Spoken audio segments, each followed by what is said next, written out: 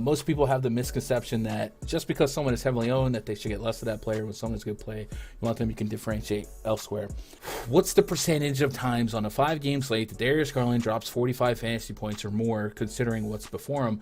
And if your answer is like, oh, I think he's going to hit that at least half of the time, 60% of the time, and then you kind of use that number as a baseline for what would be over or under owned based on his field ownership, right? So let's say he's 40% owned, but I think 60% of the time he's a great play. Well, then I think he's under owned based on my obscure number, right?